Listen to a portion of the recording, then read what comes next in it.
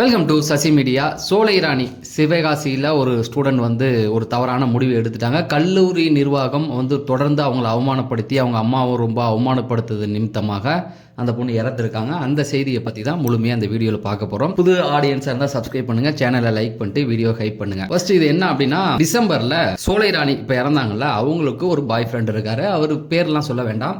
அவர் நல்லா படிச்சுட்டு அதே காலேஜில் இப்போ சோலை ராணி படிச்சுக்கிட்டு இருக்க அந்த கல்லூரியுடைய பேர் ஐயாநாட ஜானகி அம்மாள் கல்லூரி. இந்த கல்லூரியில் அவர் அங்கே தான் படித்து முடிச்சுட்டு இப்போ ஒரு வேலைக்கு போய் சம்பாரிச்சுக்கிட்டு இருக்கார். ஓகேங்களா? இது அதே கல்லூரியில் தான் சோலை ராணி படிக்கிறாங்க. அவங்களுக்கு வயசு 19.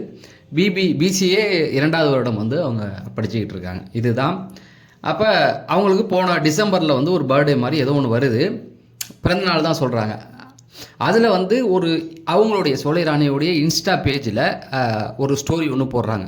அந்த நபர் இருக்கார் இல்லையா, அதை எடுத்து போட்டிருக்காங்க. இவ்வளோ தான் நடந்தது மக்களே, வேறு ஒன்றுமே நடக்கலை. தனக்கு பிடித்த ஒரு நபருடைய புகைப்படத்தை விஷ் பண்ணுறதுக்காக போட்டிருக்காங்க சோலை ராணி. இது ஒரு குத்தமா? நீங்களே சொல்லுங்கள், இது ஒரு குத்தமா? இதை எடுத்து போட்டதை பக்கத்தில் இருக்கிற ஏதோ ஒரு ஃப்ரெண்டு, ஏன்னா இன்ஸ்டாங்கிறது ப்ரைவேட் பண்ணி வச்சுருப்பாங்க, எல்லாருமே உள்ளே எடுத்துட முடியாது. இப்போ உங்கள் இன்ஸ்டா பேஜில் நான் வர முடியாது, ப்ரைவேட்டில் இருந்தால் எடுக்க முடியாது. எல்லாருமே இப்போ ப்ரைவேட் பண்ணுற வைக்கிறாங்க. அப்போ அதை ஏதோ ஒரு பொண்ணு தான் வேலையை பார்த்து விட்ருக்கு, கூட இருந்த ஃப்ரெண்டு தான் எடுத்து கல்லூரியில் வேலை பார்க்குற மணிமாறன் அப்படிங்கிற பியூனு, அவர் பேர் தான் எல்லா இடத்துலையும் அடிப்படுது. எந்த நியூஸ் பார்த்தாலும் எதில் பார்த்தாலும் இந்த மணிமாறன் பேர் வந்துடுது. அவர்கிட்ட அனுப்பி விட்ருக்காங்க. சோலை ராணியோடைய அந்த இன்ஸ்டா பேஜை ஏதோ அவங்களுடைய ஃப்ரெண்டு தான் யாரோ ஒருத்தவங்க அதை ஸ்க்ரீன்ஷாட் எடுத்து வாட்ஸ்அப் வழியாக மணிமாறன் அப்படிங்கிற அந்த பியூனுக்கு அனுப்பி விட்ருக்காங்க. ஓகேங்களா? அந்த கான்செப்ட் புரியுதா? இப்போ இந்த பியூன் என்ன பண்ணுறாரு, பிரின்ஸிபால்கிட்ட கொண்டு போகிறார். இதுதான் நடந்தது. இப்போ இந்த மணிமாறன் என்ன பண்ணுறாருன்னா, பிரின்ஸிபால்கிட்ட போயிட்டு இது நம்ம காலேஜுக்கு அவமானம், இப்படிலாம் பண்ணக்கூடாது சார், இதை நீங்கள் கண்டிங்க அப்படின்னும் போது பிரின்ஸிபாலுமே கூப்பிட்டு கண்டிச்சிருக்கு. இதில் கண்டிக்கிறதுக்கு பிரின்ஸிபாலுக்கு என்ன இருக்குது அப்படின்னு பார்த்தீங்கன்னா ஒன்றுமே கிடையாது. ஏன்னா ஒரு கல்லூரி வளாகத்துக்குள்ளே ஒரு ஸ்டூடெண்ட்ஸ் 2 பேர் லவ் பண்ணாங்கன்னா கண்டிப்பாக கண்டிக்கணும் தான். ஏன்னா மற்ற ஸ்டூடெண்ட் வீணாக போயிடுவாங்க. ப்ளஸ் கல்லூரிக்குமே அது கெட்ட பேர் தான் கொடுக்கும். அப்போ கண்டிக்கலாம். இல்லை ஏதோ ஒரு இடத்துல கல்லூரி மாணவி தவறான முறையில் ப்ரைவேட்டாக கொஞ்சம் இருந்தாங்கன்னா அப்போ கண்டிச்சு தான் ஆகணும். அந்த பையன் படித்து முடிச்சுட்டு எங்கேயோ போயிட்டாப்புல, அந்த பையனுக்கும் கல்லூரிக்கும் சம்மந்தம் இல்லை. இந்த பொண்ணு இங்கே படிக்கிறாங்க. அது கல்லூரிக்கு அவருக்கு பிறந்த நாளுக்கு ஒரு இன்ஸ்டாவில் ஒரு ஸ்டோரி வச்சதுக்கு கல்லூரி நிர்வாகம் எப்படி உள்ளே போந்ததுன்னே தெரியல. ஃபஸ்ட்டு அதை கண்டிக்கிறதுக்கு முதல்ல அவங்களுக்கு என்ன உரிமை இருக்குன்னே தெரியல. அவங்க எதுக்கு அதை கண்டிக்கணும்? ஃபஸ்ட்டு கல்லூரிக்குள்ளே நடந்தால் நீங்கள் என்ன வேணால் கேட்கலாம், அதுவும் தண்டிக்க முடியாது. அவங்க பேரண்ட்ஸை கூப்பிட்டு உங்கள் பொண்ணு இப்படி பண்ணுதுன்னு நீங்கள் சொல்லலாம்.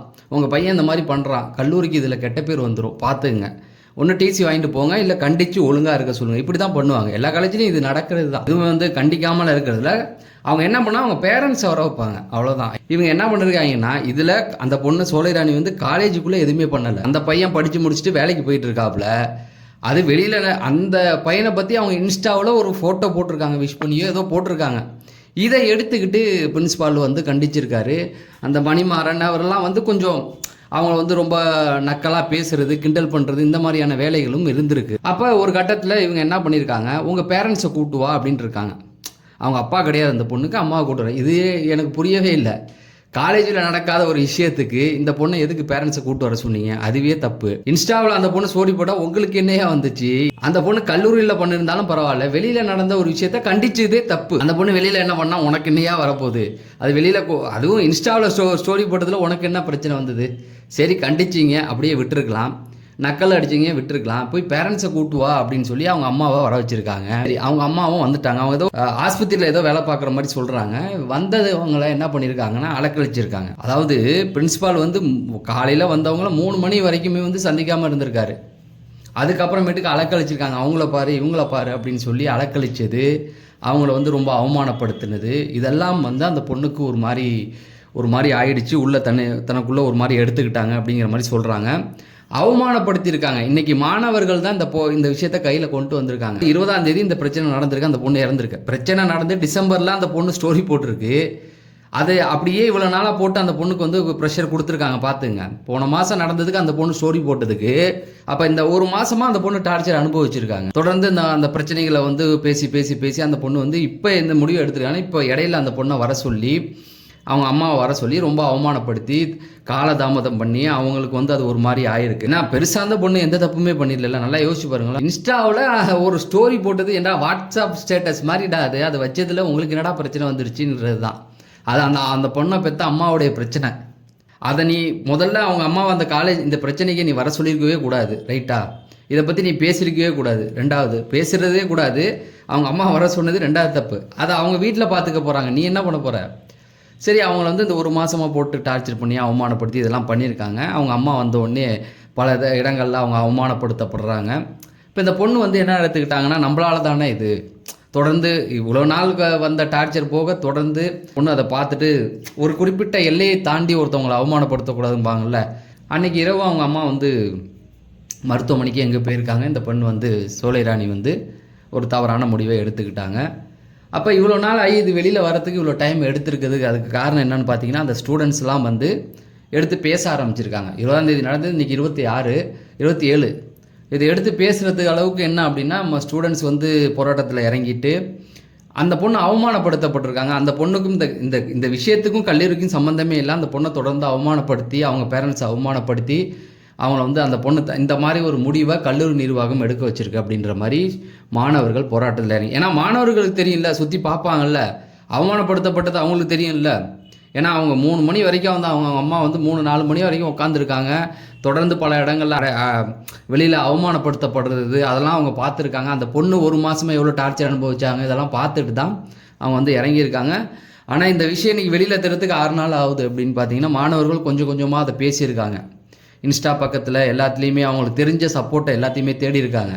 எங்கெங்கெல்லாம் ஆதரவு கிடைக்குமோ பேச சொல்லி இன்ஸ்டாவில் ஸ்டோரி போடுறது, எக்ஸ் வலைத்தளங்களில் செய்தியை போடுறது, தெரிஞ்சவங்க மூலியமாக பேச சொல்கிறது, இந்த மாதிரியான நிறைய விஷயங்களை வந்து அவங்க வந்து எல்லாத்தையுமே சொல்லி அப்படி பேச வச்சுருக்காங்க. சரியா என்னாச்சு அப்படின்னு பார்த்தீங்கன்னா, இந்த கல்லூரி நிர்வாகத்தை வந்து நேற்று நைட்டெல்லாம் பார்த்தீங்கன்னா விடிய வந்து போராட்டம் பண்ணியிருக்காங்க.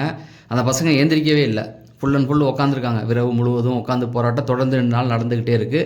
ஏன்னா அது ஒரு பெரிய விஷயம் இல்லையா? ஒரு உயிர் போயிருக்கு. இவனை பண்ண ஒன்று அது தப்பு பண்ணி கண்டிக்கிறதுக்கு கூட பேரண்ட்ஸு தான் அதை வந்து தலையிடணும். இந்த மாதிரியான விஷயங்களை கல்லூரி நிர்வாகம்லாம் வந்து உட்காந்து யார் மேலேயும் தலையிட உரிமை கிடையாது. ஸ்கூலாகவே இருக்கட்டும், யாராக வேணால் இருங்க. கண்டிக்கிறது வந்து அந்த பெற்றவங்கள்ட்ட நீங்கள் ஒப்படைச்சிருங்க அந்த பிரச்சனையை. உங்கள் பிள்ளை இப்படி பண்ணுதுன்னு அதை அவங்க பார்த்துக்குவாங்க. நீங்கள் வந்து அந்த பொண்ணு தப்பே பண்ணலைங்க. தப்பு பண்ணாத ஒரு பொண்ணு ஒரு ஸ்டோரி போட்டது தப்பாயா?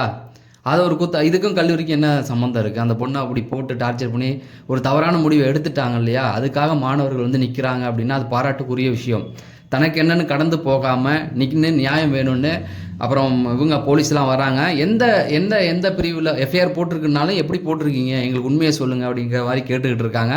கல்லூரி நிர்வாகம் ஒரே வார்த்தையில் நாங்கள் வந்து அவங்க தப்பு பண்ணாங்க, கண்டித்தோம், அவங்க இந்த மாதிரி எடுப்பாங்கன்ற முடிவு எங்களுக்கு தெரியல அப்படிங்கிற மாதிரி கூலாக நாங்கள் அவமானம்லாம் படுத்தலை அப்படின்னு. அப்போனா போன மாதம் நடந்ததை இந்த மாதம் அந்த பொண்ணு முடிவு எடுக்கிறதுக்கு காரணம் என்ன? அதுக்கு பதில் சொல்லுங்கள் ஃபஸ்ட்டு. போன மாதம் ஒரு இன்சிடென்ட் நடந்தது, அதை அன்றைக்கி கேட்டிருக்கீங்க. ஏன் இவ்வளோ நாள் ஆகுது? அது போன மாதம் நடந்த ஒரு விஷயத்துக்கு இன்றைக்கி ஏன் அந்த பொண்ணு வந்து இந்த முடிவு எடுக்கிறாங்க? அது என்ன அந்த பொண்ணு ஏன் யாராவது எடுப்பாங்களா அப்படி டக்குன்னு? எனக்கா தோணுமா அந்த மாதிரி முடிவு எடுக்க அப்படின்னு? அந்த பொண்ணுக்கு ஆதரவாக மாணவர்கள் நிற்கிறாங்க. ஸோ இதை வந்து நீங்கள் ஒரு 4 பேருக்கு ஷேர் பண்ணி விடுங்க, இல்லை லைக் பண்ணி விடுங்க. லைக் பண்ணால் இன்னும் 4 பேருக்கு இந்த செய்தி போய் சேரும் அப்படிங்கிறது தான். நம்ம அடுத்த வீடியோவில் சந்திப்போம். நன்றி, வணக்கம்.